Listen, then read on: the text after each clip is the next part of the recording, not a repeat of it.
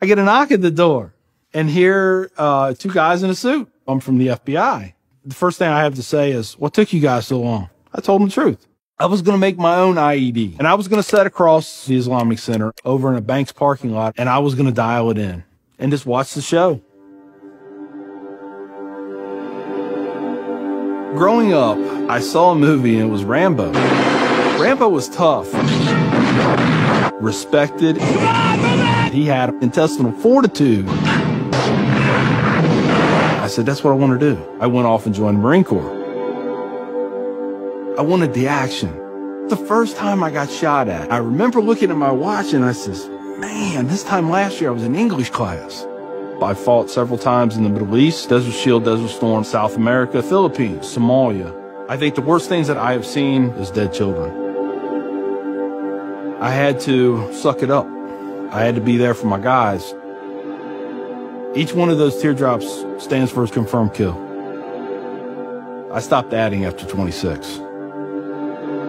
Where I was taught, Marine Corps, just own it and then let it go. But there comes a time when there's too much of that and you can't turn it off anymore. I want you to give me a window into your state of mind at that time.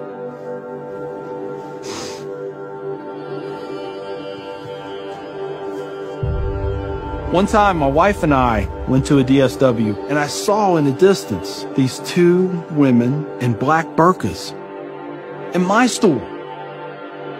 I cried as I prayed for enough strength to go over there and break both their necks. I was just angry. I was just full of hate, and it just fed off itself. At that point, I was drinking a half-gallon of vodka every 2 days. I had devised a plan, create my own IED, homemade bomb, and I was going to set it off right outside the Muncie Islamic Center. 200 plus killed or injured. That was the plan.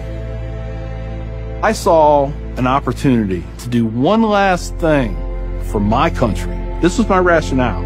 I knew I would end up in a federal prison with a needle in my arm. I didn't care my hatred of Islam. It was the only thing that was keeping me alive.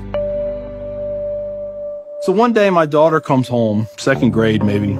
She was telling me about this little boy who sat across from her. His mom came to get him. She said she had scarves on her and she had a dress all the way down to her feet and you couldn't see her on nothing but her eyeballs. At that point I snapped. Started spewing things out of my mouth that should never be said in front of children or anything.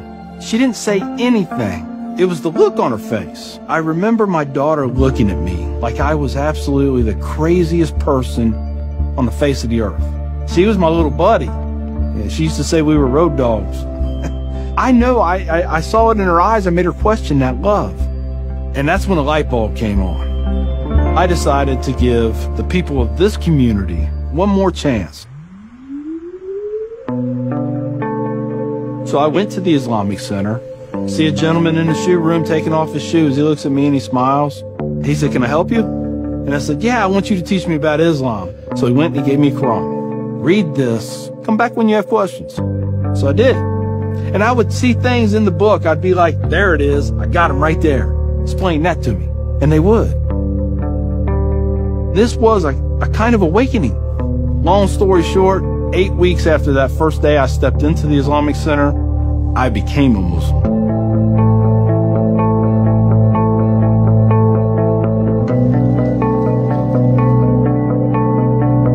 I'm a Muslim, a veteran, and a proud American. I had learned that I was completely wrong about everything that I felt. You know, Judaism had a message, Christianity had a message, Islam had a message. Funny thing is, though, it was the same message. It was about peace, and it was about love.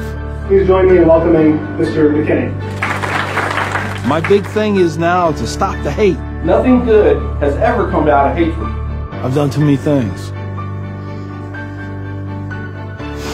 I've hurt a lot of people. I have to live with that. But if I can stop somebody else on the path of non-forgiveness, I won.